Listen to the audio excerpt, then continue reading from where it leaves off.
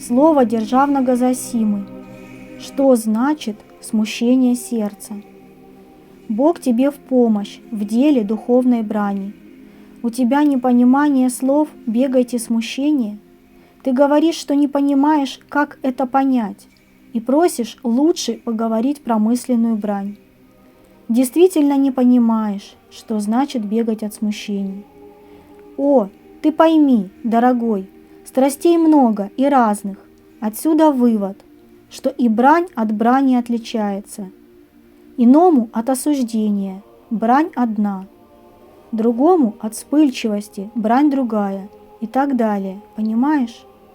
Наши старцы выискивали у человека, какая именно бьет страсть, то и советы подавали соответствующие. Но нужно понимать, что какая бы ни была брань, она приносит боль человеку, муку, страдания и, наконец, одержимость. Понимаешь, отче? Думаю, что да.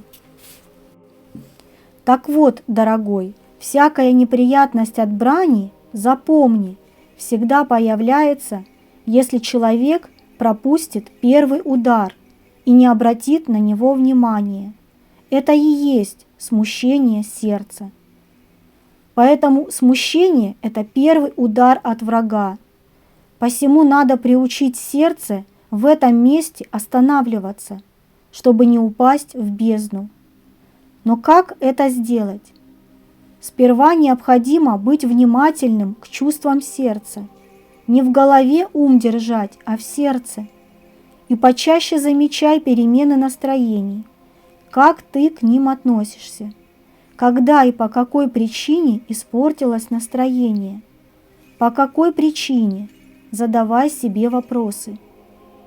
Человек, не понимающий, что такое смущение сердечное, из-за нечувствия, так как привык мысленно жить головой, а не сердцем. Вот приведу тебе пример о смущении. Допустим, ты добре помолился, и у тебя спокойное состояние. И вдруг кто-то при народе станет громко тебя обзывать или осуждать. У тебя, наверное, быстро уйдет то доброе молитвенное состояние. Думаю, изменится. Так вот, наблюдай эти изменения сердечные, и когда навыкнешь в этом деле, ты поймешь, что смущение сердечное приходит из-за страстных движений сердца, от незащищенности, от желаний оправдаться, поосуждать и так далее, по всем этим и подобным многочисленным причинам. И эти смущения есть первый враг для Духа Святаго, понимаешь? И если человек не научится выявлять в себе смущения сердечные, то он никогда не сможет стяжать Духа Святаго в сердце.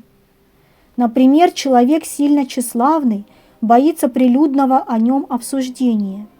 Такой, в каком бы он добром состоянии не находился, как только услышит, что за него плохо в народе заговорили, то он мгновенно потеряет все доброе состояние сердца, и страсти обуяют его. Видишь перемены? Вот, надо научиться эти перемены настроения сердца ловить мысленным чувством в самом малом его проявлении. И когда поймал изменение настроения или явное смущение от помысла, от духа нечистого, то знай твердо, что Бог, великий судья, тебя уже в чем-то осудил, ибо смущение это доказывает. Вини только себя и ищи причину, потом на исповедь. Добрый навык в этой работе доводит человека до чистоты сердечной. Тем, кто сильнее ощущает перемены доброго чувства сердца и, потеряв его, ощутил плохое, то есть тем, кто острее ощущает перемену в сердце от доброго чувства к плохому, тем и больнее. Но если любят Бога, то быстрее могут получить навык в добром стяжании и смирении. Если человек часто осуждает других, то пусть отныне осуждает только себя во всем и получит от Бога утешение. А если не услышит, то враг подменит и ложное утешение подаст. Как? Приведет собеседника, который тоже болен осуждением.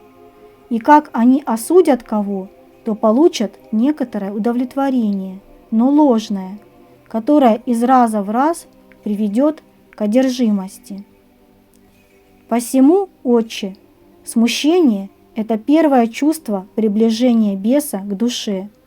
Найди его и спасешься. Тот, кто научится бегать смущение ради любви к Богу, тот приобретет рассудительность, познание добра и зла невидимого. А это великая добродетель, Отче. С Богом.